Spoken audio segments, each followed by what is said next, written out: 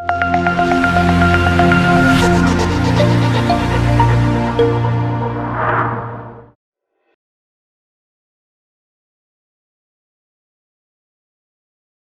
Marilyn Headley. I'm the CEO and the Conservator of Forests in the Forestry Department. To be clear, what's that job mean? I'm in charge of the Forest Department. So I head the Forest Department and I'm responsible for everything that happens, and the Forestry Department is mandated to protect and maintain and conserve all the majority of the government forested lands. So we manage the crown lands that have forests on them. They are owned by the Commissioner and we manage them. So this would include the issue that we're here to talk about today, the areas of forest included in the Cockpit Country Protected Area. First, define what is meant by the Cockpit Country Protected Area. Actually, it's the area to be protected as the Cockpit Country. So within that area, the boundary was determined in 2017. Prime Minister presented it. It was discussed in Cabinet. It was agreed, and the Prime Minister presented in Parliament. So that boundary encompasses approximately 76,000 hectares of land. So within that is the area that we're now going to classify as the Cockpit Country. That was determined initially by looking at what the Cockpit Country geomorphological features were. So the boundary we identified said this is the geomorphological boundary of the Cockpit Country. So it looked at the limestone areas that would be classified as Cockpit.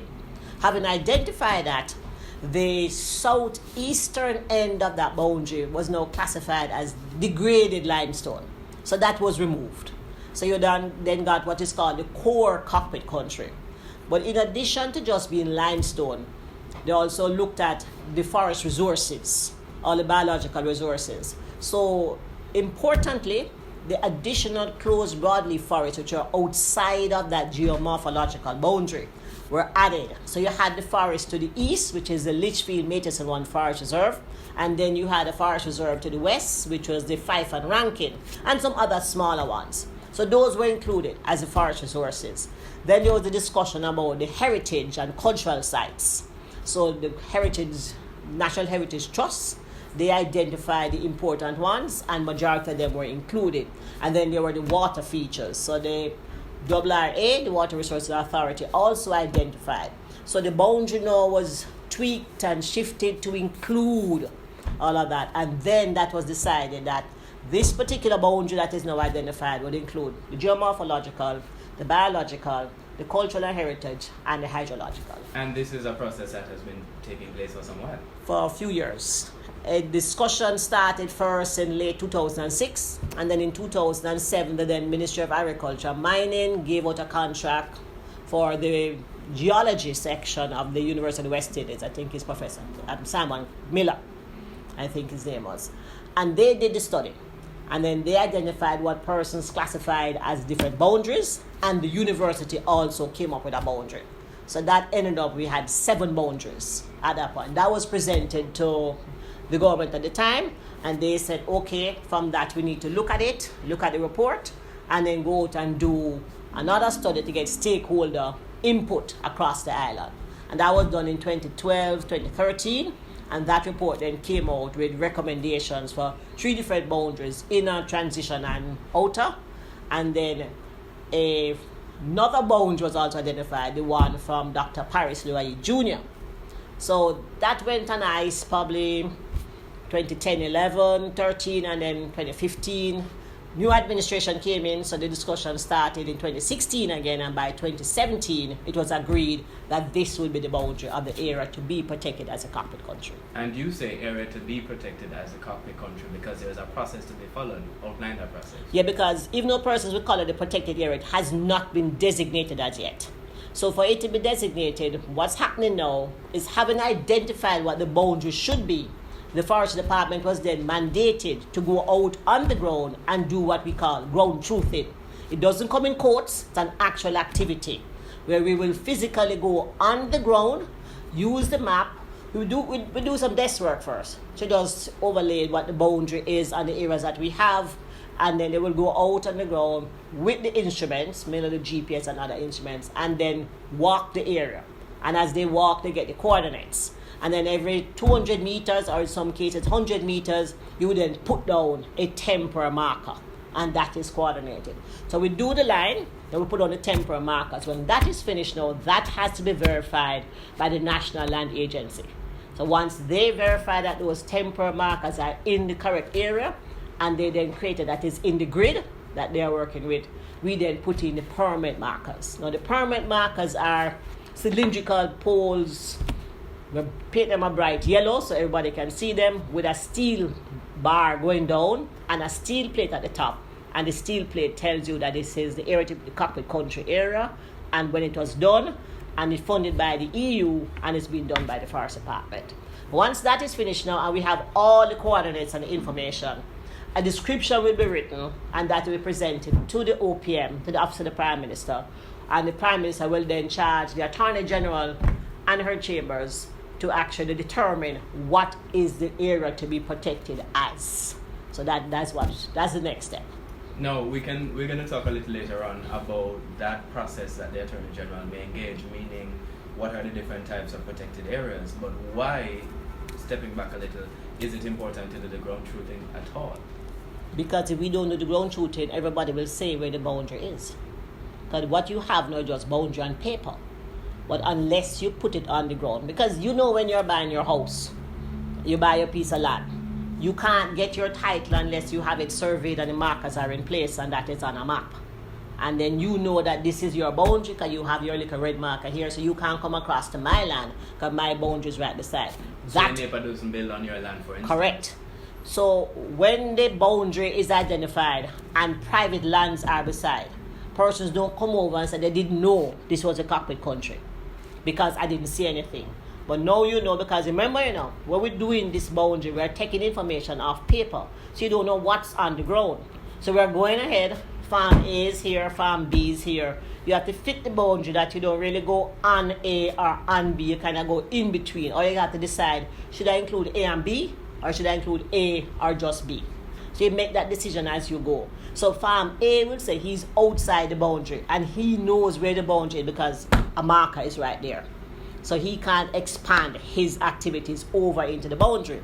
Farm B, who is in the boundary, will then be told at some point in time what activities are going to be allowed in the boundary. Because right now the only thing we know is that there will be no mining within the boundary. And that question of mining is actually one of the central points there in terms of needing to do the ground truthing as well. Yes, because it tells you where no mining will take place. So if you might have your private land and a bauxite company come to you and said, I need to buy your land because I'm interested in getting bauxite there. You can't sell them or give them your land for them to mine because they won't get permit to do the mining. So it doesn't matter whether it's your land or not because they need a permit to mine.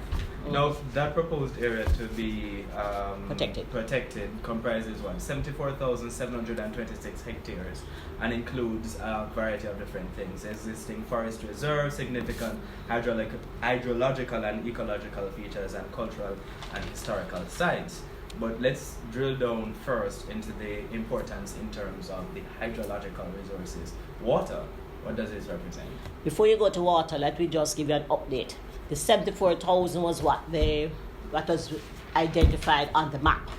So when we drew the line, when the line was given to us and you did all the calculation, you get 74,000.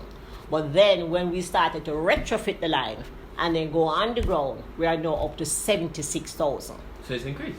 Yes, it increased because there was an area in the northwest that we came upon that we, in the retrofitting, that had some good forest there. So we didn't want to go through the forest, so we went around the forest and included that disturbed broadleaf forest in there. So this is why we tell you we don't know what the information is because as we go along, it will change. So now it is 76,000 plus, 76,459 hectares, and we are now looking at 250 kilometers of boundary. Right. And that, by the way, gives a different spin to those who say you're reducing the boundary because what you're really doing in the ground truthing is to see what needs to be protected. Because some areas you reduce and some areas you have to increase. It just depends. If I'm going along and I walk up on your house, I cannot go through your house. So I have to decide, do I go to the east of your house, to the west of your house, to the north of the house, or south of the house? That will determine whether it's a hectare less or a hectare more. let's talk a little bit about the importance of the source of resources which are in the Cockpit Country. First, in terms of what are significant hydrological resources there. Yes, and this can be more explained by the Water Resources Authority. We get from them that there are probably about 13 rivers which start within the area that is to be protected, and there are about 300 caves, hydrological features within that area. And that is significant because about 40% of the surface water that is used for the Western Jamaica comes out of that area. But this can be expanded on in great detail from the Water Resources Authority. Cultural, historical, and symbolic sites as well, especially in terms of the maroons. Yes, and not just the maroons. I mean, there are lots of other cultural and historical sites. There are quite a lot. If we show you the map, you will see hundreds actually, which the Jamaica National Heritage Trust has identified. But majority are in the boundary, not all. But those outside are covered by the Jamaica Natural Heritage Trust Act. So whatever activity that is going to take that's going to affect them will be governed by the Act. Let me lead you back to your area in particular then, that has to do with area wildlife and forests. An area full of a lot of endemic plants as well as animals. Talk to me about the significance of it in terms of forest cover. All right. It's significant in the area in that when we talk about forests in Jamaica, not all forests are equal. When we talk about close broadleaf forest, that is what we call quality forest, the top forest, the primary forest, your natural forest, the forest that Columbus probably saw when he and his band came here. So that is the original forest. People call it virgin forest. All these names, you know. But officially, it's known as close broadleaf forest. Because what happens when you're flying over and you're looking down, all the trees are there, but the canopies are closed. So when you look down from above, you're not seeing the ground. So it's really a closed cover. So it's closed broadleaf forest. And by canopy you mean? The crown.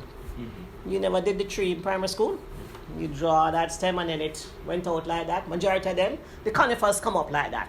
But the broadleaves will go out like that. So you get that big round top. But in some forests, some areas, you will have a few trees here. You have a gap, a meter, 100 meters, you have some more trees. But in the closed broadleaf forest, all the covering is tight. And that gives you the word close. We have other broadleaf forests that will have a disturbed broadleaf forest. Now, when that closed broadleaf forest is disturbed anthropogenically by man and woman, taking out some of the trees, then you get a disturbed broadleaf forest, which is still a good forest, but it is disturbed. It is not the original one. So those are the forests that we aim at to be ensured that they are protected within the area to be called a Cockpit Country. There is a Cockpit Country Forest Reserve, which was declared in 1950, and the majority of that is closed broadleaf forest. We do have some disturbed broadleaf forests there. The other section at Litchfield, Matrix, and one, the reason why we push for that, there's another big batch of closed broadleaf forest. So that's very important. And then there was also closed broadleaf forest to the west. So the important thing now is to have all the closed broadleaf forests in that vicinity called Cockpit included in the boundary. So in Jamaica, we now have, our last assessment, about 84,000 plus hectares of closed broadleaf forest. And of that, we have about 51% is in the area to be protected. It's actually 56%. So the other big batch is in the Blue Mountain Forest Reserve. So the Blue Mountain Forest Reserve is another area with closed broadleaf forest, and the Cockpit Country is another area with closed broadleaf forest. So in that 76,000, you now have 56% of the entire island's closed broadleaf forest. More than a half. And then now, in the area that the 76,000 that we have, the majority of that 76,000 is classified as forest. We actually have, you could almost call it 69,500 hectares is classified as different types of forests. Of that, 43,000 hectares is classified as closed broadleaf. So that's like 51% of the whole area is closed broadleaf forest. So now that 69,000+ hectares is already protected because they are covered under the Forest Act. They are forest reserves. Most of them were protected from 1950. So if you look at the area we're talking about now, the 76,000, a good portion of it is already protected as forest reserves. No. So it's just a lot of the private lands that we don't have protected. You have some private closed broadleaf forests that we are looking at also. We're trying to identify the owners to then move on from there. But people take it for granted, but these are areas you have to protect. Why? Oh, well, it goes way back.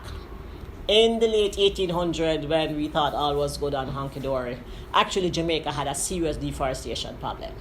So the British at the time brought in some experts from India. They were actually British who lived in India to determine what it is that the government should do to start protecting our forests. Because deforestation was going at a rapid rate. So the recommendation came in, acquire the lands that are still in forest cover and protect them as forest reserves. So they started that from the early 1900s. So by 1950, they had identified Cockpit Country, Blue Mountain, and a lot of them. So those large masses of land the government acquired. They acquired them by many means. Persons owed tax, they would just take them. But the point is, the important thing was to protect the forest that we had left. Well, at the time, the British was ruling Jamaica, and they identified that there was a major problem with deforestation in Jamaica. So they got in some experts who were based in India, still British, but they were one or two conservators who had worked in India. And they came into Jamaica, saw the situation, and recommended that the government at the day should acquire the remaining forest lands, or most of them, by whatever means, and then protect them as forest reserves. And you ask why? Well, it is important that it was important then, it is even more important now. Our forests are important. Our forests at the start are the most relevant, up-to-date one. Climate change issues. Your forest will trap the carbon dioxide that's in the air. So sequestration of the carbon dioxide is a main activity of our forests. Another major one that people take for granted, it is the whole thing of the percolation of your water, rain coming down and trapping it in the soil. But when you have an open area, and rain, we get heavy rains in the afternoon or in the rainy season, and it hits that bare ground, especially if you're on the hillside. Look up on Jack's Hill or somewhere so that it's not so covered. The soil will be running down. So you then see the rivers turn brown. You're losing topsoil. When you have forest cover, the leaves of the tree breaks up that rain drop, and then it comes down. It then percolates down into the ground through the roots of the tree, go underground, and then will come up as a spring or a little river somewhere in the future, or right there. But the thing is, you are then trapping the rainfall, so the water isn't running off. So it's important. If your water is running off in soil, you're going to get soil erosion, you're losing your topsoil. So the farmers at the lower end of the scheme, down the hill, will not only lose their crops, but will lose the good soil that they want to grow next year's crop. So that's important. It also then provides a good aesthetic atmosphere, urban forestry. The forest around your house, which is not too close and not near to the GPS power lines. It can reduce your need for air conditioning significantly. Because it's cooler. And if you have it on your western aspect, so your sun is setting in the west, you have your trees on that side, it reduces the hot evening if you live in one of those really concrete houses where it's a heat box in the evening. You plant trees around. And there's of course the thing about the birds. When you wake up in the morning and you have trees around you and you hear those birds sing, you don't want anything else. So it is important that we have it for aesthetic, for climate change, to avoid impact, for water resources, for soil, all our farming activities. Very important. In terms of the process ahead then, the decision, ground truthing needs to be done, and then the boundary gazetted essentially. Yes. And the government may then make certain decisions about protections. Yes. What kinds of decisions could they make? Okay, once the boundary is finished and we send the description up, it is then sent to the Attorney General. And she has, however the Attorney General at the time, she will have various acts to look at. Majority of the lands in there are already protected under the Forest Act. So she has the Forest Act. The Forest Act allows you to protect as forest reserves, forest management areas, and to a lesser extent as protected areas. They're all protected areas, right? So we call that big P, all protected areas, but there are different types of protected area depending on which act you're working with. There's also the NRC Act, Natural Resource Conservation Authority Act, and that allows to get also protected areas, national park, and then you have others, might not relate there, like marine parks. Then you have the Heritage Act, and that you could look at heritage sites, like World Heritage Sites and things like that. So you have that option. Or he or she may decide we create a new legislation for this particular area if it is special and different. But what we know now, that doesn't matter what the legislation is going to say, it says from now no mining will take place.